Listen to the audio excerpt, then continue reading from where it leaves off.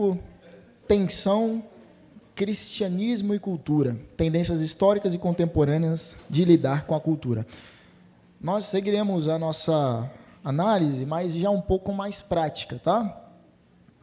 As principais tendências, nós dividimos a maneira como o cristão se relaciona com a cultura em 5 modelos, né? O primeiro modelo é o Cristo contra a cultura. Poderia ser cristianismo contra a cultura, mas o Cristo contra a cultura, esse tipo de terminologia, já ficou mais assimilado nos conceitos teológicos, então eu vou utilizar ele mesmo, tá? Cristo como cultura, contra a cultura. Qual a definição? A cultura é vista mais negativamente. Tem um olhar que a cultura é algo má, é algo mal, como a deturpação das boas coisas que Deus fez. Então, a maneira conceitual do Cristo como a cultura, se você quiser anotar, é a cultura que é vista mais negativamente, vista como uma deturpação das boas coisas que Deus fez. Agora, tem algo bom nessa maneira de a gente entender a cultura? Sim, a divisão nítida entre Cristo e César. A pessoa, quando ela analisa a cultura e tudo que está à nossa volta, melhor dizendo, não falando toda hora cultura, ela sempre vai dividir entre sagrado e profano. Isso, esse tipo de dualismo, facilita enxergar aquilo que é mal, né? Só que peca pelo excesso. Qual é a parte negativa? Acaba desprezando a doutrina do pecado original e acabam criando uma visão dicotômica da realidade. Como a gente consegue identificar esse tipo de modelo? Através do pentecostalismo clássico, né?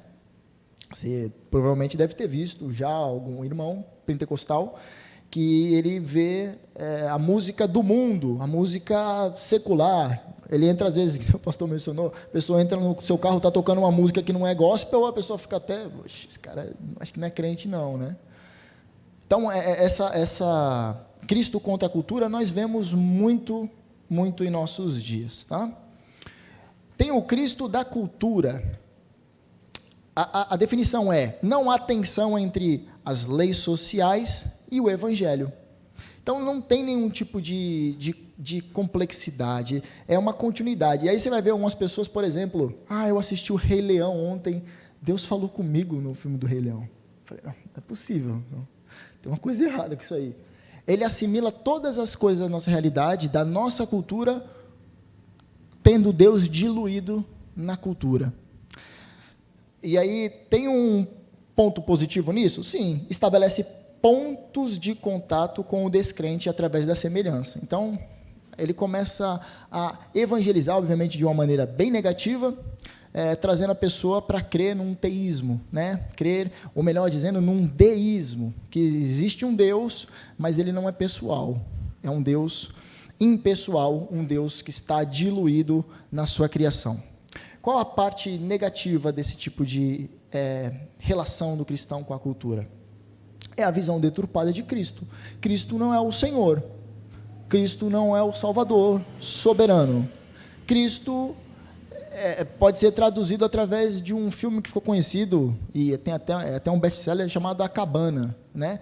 Que ali você consegue observar naquele filme uma teologia do processo, que é devedora da filosofia do processo, que ensina que Deus, ele não conhece o futuro, mas ele está conosco recriando o futuro, e te convida a fazer parte disso, né? Isso fica até bonito, né? Tem até, acho que uma frase do Rick Warren, se eu não me engano, se você vê Deus onde está agindo em um lugar, vá até lá e colabore com Ele nessa ação. Parece que Deus, ele não é o Deus soberano que nós cremos. Ele é um Deus fajuto, um Deus fraquinho, né? Ele precisa da ajuda dos homens. E isso fica muito evidente no modelo do liberalismo teológico. E o liberalismo teológico, meus irmãos, é um tipo de teologia parasita, né? Eles não conseguiram contribuir com nada com o cristianismo, além das pesquisas, obviamente, que ajudaram muito na crítica textual, mas onde que o liberalismo teológico ele chega, por exemplo, nas igrejas da Europa, não fica crente lá, acaba tudo, né? Por quê? Porque eu devo crer num Deus assim, né? Um Deus fraco, né? Que se assimila com a cultura. Então, o liberalismo teológico é uma praga tá? Embora muitos ensinem que o liberalismo, um professor meu falou isso, não, o liberalismo contribuiu para o cristianismo mais do que qualquer perspectiva conservadora. E na hora eu quis atirar meu computador na parede, né? Porque eu falei, que absurdo que você está falando, né? Depois tive que fazer uma crítica lá. Enfim, o próximo é o Cristo acima da cultura. E esse aqui fica muito conectado ao catolicismo e aquela perspectiva de Tomás de Aquino, lembra? Aquela divisão natureza e graça. Cristo é diferente até mesmo do que há de melhor na cultura. A igreja, além do propósito espiritual, tem um propósito terreno de guardiã das leis morais para a sociedade. O problema dessa perspectiva é que acaba tendo uma institucionalização de Cristo e do Evangelho. É uma perspectiva de que a verdade está contida em uma instituição, a Igreja Católica, e não há salvação fora da Igreja Católica. Né? Então, você já deve ter ouvido falar isso, algum católico, não existe salvação fora da Igreja, a Igreja aqui é a verdadeira, desde os períodos anteriores. Eles começam a falar que Pedro até mesmo foi o primeiro Papa. Curioso que Pedro foi casado. A próxima é Cristo e cultura em paradoxo. E esse aqui somos os evangélicos tradicionais. Eu acredito que muitos de nós acabamos ficando inseridos nesse aqui. Entende um dualismo de autoridade. A compreensão da tensão bíblica da dupla cidadania que o cristão experimenta. Experimenta modéstia sobre o que pode fazer. Modéstia, tá. O cristão, eu escrevi errado. O cristão, ele pode fazer alguma coisa na cultura, mas não totalmente, né?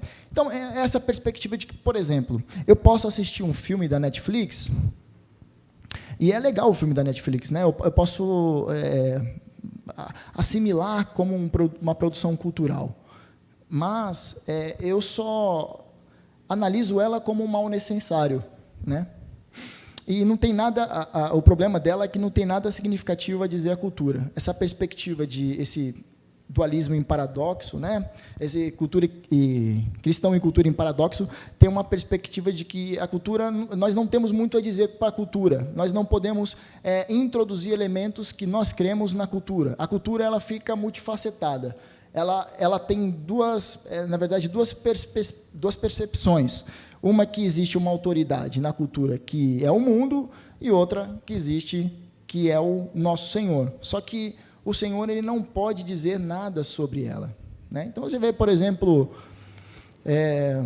quadros. Eu vou dar uma explicação mais favorável do que essa. Deixa eu passar para a próxima. O Cristo transformador da cultura. Essa aqui é uma perspectiva bem sincronizada com os movimentos sociais, né? As teologias sociais. O Evangelho deve permear toda a vida ainda no presente. Então, as pessoas pensam que elas vão conseguir, através dos seus esforços, e aqui é uma perspectiva sinergista, de que o homem pode redimir a cultura através dos seus esforços.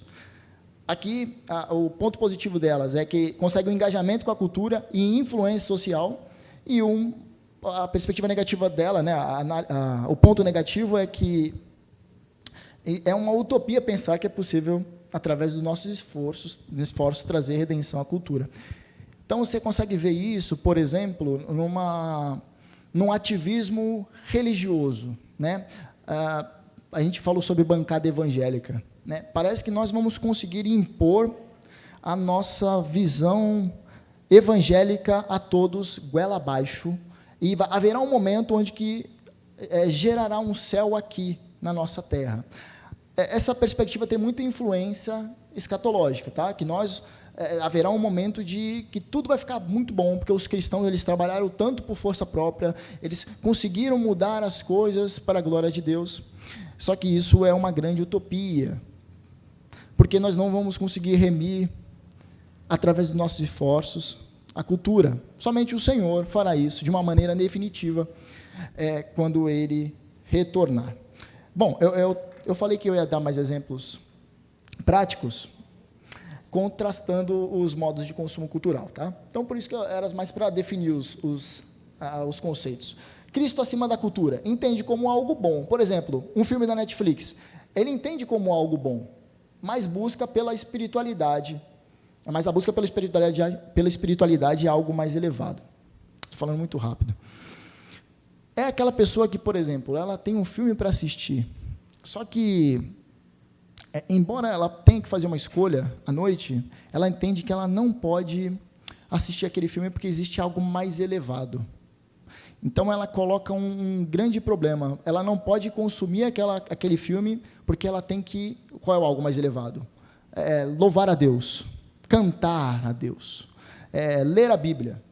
E aí ela não consegue fazer essa separação, que existe um momento certo para você fazer uma leitura bíblica e você orar e você louvar a Deus. Mas existe um momento também que você tem que consumir cultura.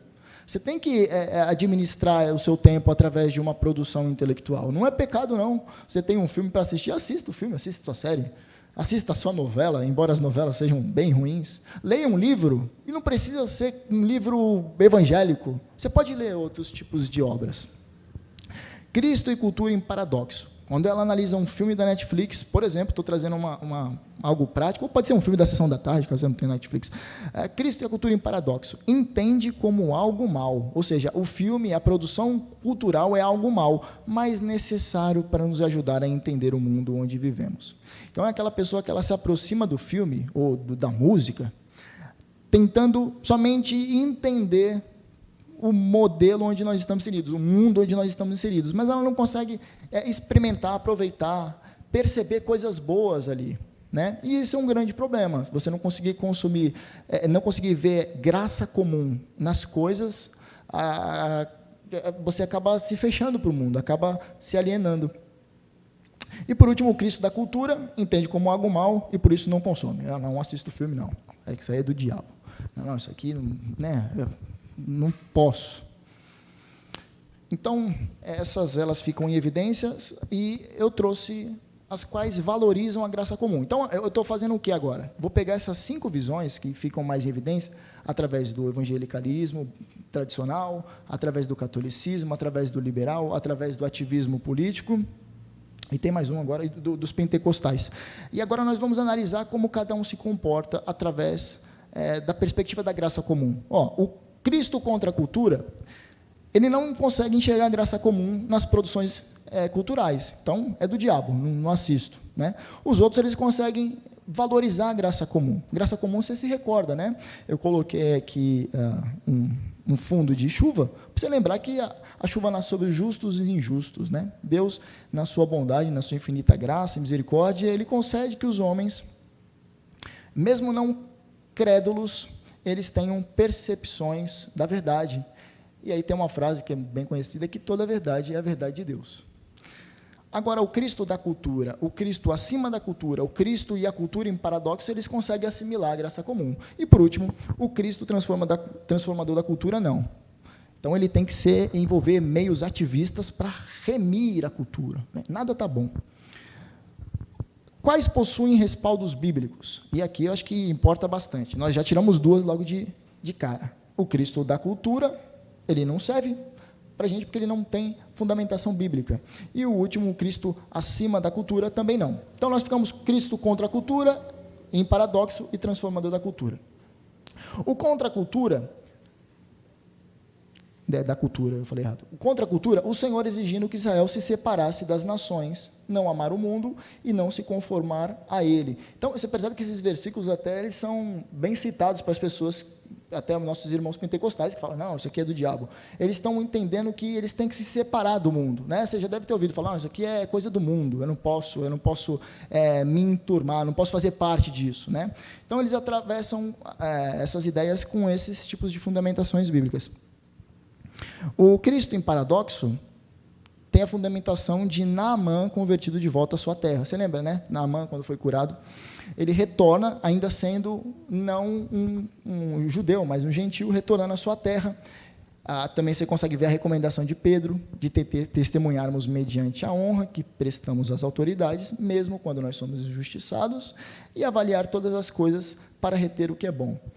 Avaliar todas as coisas e reter o que é bom é algo que eu gosto muito de colocar em foco quando você analisa alguma coisa. Assiste um filme, retém o que é bom, nem tudo vai ser bom, né? Os cristãos, geralmente, eles classificam uma produção se ela fala muito palavrão. Isso não é bom porque fala muito palavrão, né? Parece que o palavrão, ele... O palavrão... Oi? Está levantando a mão? Não? Parece que o palavrão, ele tem o poder de dissolver completamente aquilo que tem de bom na obra, né? Então, até a gente falou isso lá no grupo familiar, né? O Vinícius falou. As mães, geralmente, você está escutando, você está vendo um filme, está assistindo uma coisa, a mãe chega, o que é que você está falando aí? Tem um palavrão aí, já quer que você tire, né? É muito relacionado à nossa cultura, mas nós podemos, ainda que tenha uma linguagem própria, nós podemos assimilar as coisas boas, tá? E, por último, o transformador da cultura, Cristo transformador da cultura, nós temos Esther no reino persa e a influência cultural favorável aos judeus, que não redundou em conversões. Então, é legal que você analise o livro de Esther e não vê o nome de Deus e também não vê conversões lá. Mas existe uma influência da rainha Esther. Mas promoveu justiça social. Outra aplicação, né, outro embasamento bíblico, é a ilustração de Jesus para sermos luz do mundo, né? E é ecoada também na expressão paulina de luzeiros do mundo. Então, essas três perspectivas, elas têm embasamento bíblico, têm respaldo bíblico, então nós já tiramos essas duas primeiras, tá? Cristo da cultura, liberalismo teológico, e Cristo acima da cultura. Só que nós temos que tomar um cuidado. Embora essas três elas tenham embasamento bíblico, nós temos que ter uma certa cautela. O Cristo contra a cultura, temos que entender que a fé cristã é contra a cultura pagã, não contra toda a cultura. Então, essa questão de isso aqui é coisa do mundo, isso aqui é sagrado, você tem que ter essa perspectiva. Nem toda cultura é do diabo, nem toda cultura é do mundo, é mal por essência. Ela se apoia, ela não contra a cultura, ele se opõe ao pecado e às distorções na cultura, não ao lugar criacional que cada elemento cultural ocupa. Então, tem que entender que a dança não é do diabo, o esporte não é do diabo, a política não é do diabo. Esse negócio de política é coisa do mal, né? A gente não se envolver, por isso que os ímpios, eles tomaram o poder e eles controlam as nações, porque os cristãos, eles pensam que a cultura e a política, melhor dizendo, é algo ruim, é algo secular, né? Da mesma forma, esporte, né? As pessoas acreditarem que futebol é algo que não pode ser apreciado. Lógico que pode, né? Não tem motivo nenhum. Outra salientação aqui, Cristo em paradoxo, vivemos a tensão porque pertencemos a uma nova era futura, ainda que não estejamos livres da era presente. Lembra aquela tensão já e ainda não? Nós estamos nessa tensão aqui. E não podemos sair engolindo qualquer cultura antes, né, do que apenas aguardar a resolução futura dessas tensões. Então, você tem que apreciar, sabendo que nós estamos num período de uma tensão do já e ainda não. O reino vindouro, ele já veio, mas não em sua plenitude. Quando ele retornar, quando o Senhor ele vir nos céus, aí nós teremos a conclusão. E, por último, Cristo transformador da cultura, nós apenas salgamos e influenciamos no presente. O impacto efêmero, né? Então, se você tiver essa percepção de que nós apenas salgamos e influenciamos no presente, e enquanto Cristo transformará as pessoas gradativamente e permanentemente, você vai parar de nutrir esse ideal utópico de que você vai conseguir remir a cultura. A gente não tem esse poder, né? Considerar que a gente vai conseguir remir a cultura é uma perspectiva, como eu já disse, esqueci o nome, sinergista, é uma perspectiva sinergista, é uma perspectiva de que você, nos seus esforços carnais, conseguirá trazer uma mudança, e só o Senhor soberano, ele tem o poder de remir todas as coisas. Isso está escrito em Colossenses, né? Agora, eu queria apresentar somente 2 slides que eu acho que vão ser bem legais. Agora, como viveremos, é esse o tipo de tópico que eu gostaria de trazer.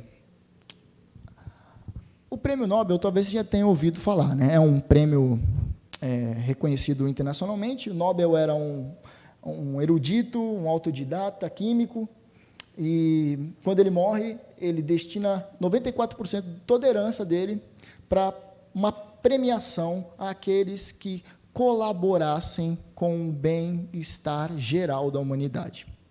E esse prêmio Nobel, ele começa a ser distribuído a partir de 1901. Pelo que eu li, a premiação é uma moeda de 18 quilates, que tem essa imagem aí, né, essa moeda, 18 quilates de ouro, um diploma, né, um certificado daquele que recebeu o prêmio e 1,300 milhões de dólares. Né? Então, as pessoas acabam sendo premiadas. Ele vai premiar 6 áreas: a física, a química, a medicina, a fisiologia, a economia e a literatura. Então, todas as pessoas que recebem esses prêmios são pessoas que, de acordo com a avaliação da instituição Nobel, contribuiu para o bem-estar social da humanidade. Né? E aqui eu coloquei uma curiosidade, porque aqui estão a religião dos vencedores do prêmio Nobel, entre 1901 e até 2000. 65,4% são cristãos. Isso aqui é um tapa na cara dos judeus, dos ateus todinhos. Né? Eles devem ficar furiosos, porque cristãos venceram prêmios e contribuíram para o bem-estar social mais que a metade. Isso aqui é fantástico. E eu estou trazendo essa questão da influência dos cristãos para o bem-estar social, para você não pensar que cristianismo é coisa do gueto, né? O cristianismo ele não influencia o meio intelectual, influencia sim até demais, é que eles tentam calar a nossa boca. Né? E aí, se você analisa junto com os judeus, e aí você pega a percepção judaico-cristã, que a gente não pode analisar somente o Novo Testamento, mas também o Antigo, o judaísmo faz parte e é integrado no cristianismo. São 86,5%. 86,5% dos vencedores do Prêmio Nobel são cristãos, ou descendem dessa tradição judaico-cristã. O que isso tem a ver? Você está querendo falar que somente os cristãos pensam bem? Não, não é isso não. Só estou dizendo que existe uma superioridade na nossa maneira de investigar a realidade. Isso parte de pressupostos bíblicos, da derivação da verdade contida nas Escrituras. Isso aqui eu acho fantástico. Eu acho fantástico porque isso aqui é de esfregar na cara daqueles que dizem que nossa fé ela é irracional. Né? A nossa fé ela não tem como contribuir para o bem-estar social. Tem e demais. Né? E eu trouxe outros dados que eu acho que também é legal você coletar. Na verdade, são as 12 melhores, eu coloquei 10. As 12 melhores universidades do mundo são fundadas por cristãos. Né? Queira eles ou não, são fundados por cristãos. As melhores universidades, até hoje, embora o secularismo tenha entrado e arrebentado com a tradição cristã nelas, elas ainda estão como devedoras da tradição cristã. Por isso que eu apresentei, na verdade, é mais para te trazer a memória aqui. Ó, eu trouxe alguns nomes, Galileu, Copérnico, cada área da cultura, da música, da enfermagem, da química, da física, da poesia, das pinturas, da música, da política, todas elas, da ciência em geral, todas elas têm um representante cristão que pensou a partir de pressupostos cristãos. Isso, talvez você tenha um interesse de desenvolver, você atua, sei lá, você é um cientista, ou então você é um psicólogo, e você, poxa, eu queria trabalhar mais para a glória de Deus na minha área, o que eu faço? Leia os principais contribuintes que são cristãos para a sua área. Nós temos vários, e muitas vezes isso é omitido nas obras. Né? Você talvez nem sabia que o Charles Darwin era cristão até os 22 anos, né? Depois que ele dá uma virada ali. Você não sabia também que o Descartes também era cristão, o Kant, todos eles cristãos. Tá? Então, nós temos nomes, a ação social, nós temos... eu não me recordo desse aqui, eu estou tentando lembrar. Mas, em sua maioria, essa aqui é a enfermeira Florence Nightingale, sei lá o nome dela. Gutenberg, você deve se recordar que é aquele que cria a imprensa de Gutenberg, né? Que começa a imprimir, fazer as prensas para que a reforma arrebente. Né? Então, a imprensa ela é devedora também de um cristão. Seja você de qualquer área, nós temos muitos. E aqui, para finalizar, 5 medidas que oferecem um equilíbrio cuidadoso no tratar da cultura. E isso aqui é muito embasado naquilo que o pastor colocou no domingo, do AAA, tá? Sustente uma crítica abrangente e abalizada da cultura. Conhecer, filtrar e apresentar uma resposta à cultura sob o ponto de vista cristão. Então, tem uma crítica, assimile, mas tente ser cauteloso na forma como você absorve. Muitas vezes nós absorvemos uma cultura que está implícita em um filme, em uma série, em uma música, e sem lhe dar conta de aquilo ali está querendo trazer uma mensagem, existe uma cosmovisão embutida ali, e acaba te trazendo uma percepção da realidade que contradiz as Escrituras. Então, esses dias eu até comentei, eu estava assistindo uma série que falava sobre... Era uma série muito boa, na verdade, e ao final dela, ela faz uma crítica relacionada aos presos. Ela quis dizer que as pessoas que estão presas ali, elas estão presas, mas não porque elas fizeram algo mal, mas elas tiveram motivos que não são maus, mas levaram elas a cometerem um crime. Então, houve uma relativização da justiça, e isso, se cai numa mente que não tem muita reflexão sobre tudo, ela acaba aceitando, engolindo isso, e acaba transportando isso para o seu meio, né? Então, isso é muito vívido. O próximo... apoie o desenvolvimento de formas culturais distintamente cristãs. Então, na cristandade, nós temos gente que critica demais, né? As pessoas, elas sabem criticar. A gente é bom em criticar, na verdade, né? A gente fala mal de todo mundo. Mas poucos são os apoiadores, os financiadores de boa cultura. E boa cultura, eu não estou falando cultura cristã somente, tá? Estou falando cultura em geral. Às vezes, a pessoa dança bem, ela dança balé, talvez, e você não a apoia, porque... balé não tem nada a ver com cristianismo, balé é uma dança sem fundamentação, você não consegue apreciar. Por isso que tem essa divisão de alta cultura, e dizem que a alta cultura são dos intelectuais, daquelas pessoas que têm um gosto mais refinado, e a cultura popular é uma cultura baixa. Nós temos também que apoiar e também saber discernir o que é bom. Terceiro tópico, assuma o trabalho de educar a igreja para viver como cidadão do reino. Desenvolva e popularize uma cosmovisão cristã holística da realidade. Isso aqui eu acredito que é uma dica que você tem que tomar para si. Assumir o trabalho de educar a igreja. Assumir o trabalho de... o que você aprendeu, você transportar para outros. Muitas vezes a gente fica na nossa zona de conforto. A gente aprendeu algo, a gente assimilou algo, mas a gente não tem facilidade para ensinar outros.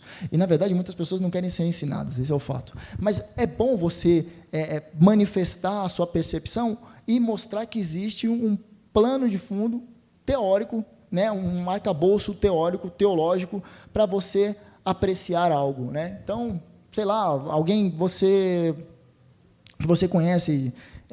vê a cultura com maus olhos, você fala, você pode apreciar dessa forma. Por quê? Porque tem embasamento bíblico para isso, tá? E mais do que isso, também você pode apreciar e apoiar. Então, ensinar é uma forma da gente também colaborar para que mais pessoas venham a saber, a apreciar e desenvolver cultura. O próximo, nutra uma apreciação pela herança cultural do passado cristão. Então, eu trouxe alguns dados aqui, bem básicos, mas conheça e se aproprie da grande herança deixada por pensadores cristãos em sua área. Então, esses últimos, o Prêmio Nobel e as universidades que eu trouxe, foi mais para embasar isso. Nutra uma apreciação sobre a herança que nós temos. Nós temos uma herança riquíssima. Nós temos grandes músicos. Eu costumo ouvir muito Bach. Johann Sebastian Bach, eu deixo lá no YouTube e fico ouvindo, e é maravilhoso. Eu falei, que maravilha disso. A gente tem que aprender a saborear, apreciar essa herança cultural do passado. E, por último, busque avenidas para depositar o fruto da cultura cristã no mundo e para o mundo. Observe os ícones culturais, as tendências culturais e comportamentais de sua época.